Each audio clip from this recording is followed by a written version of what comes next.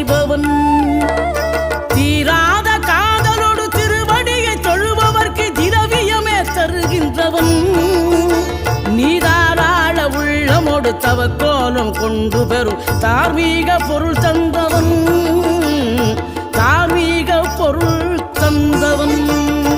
ஆறுபடை வீடும் அருள் வழங்கும் முருகா அருகே அணிவோடோடிவா. மூவிரண்டு முகம் ஜொலிக்க 6 கரங்களுடன் ஆதரவு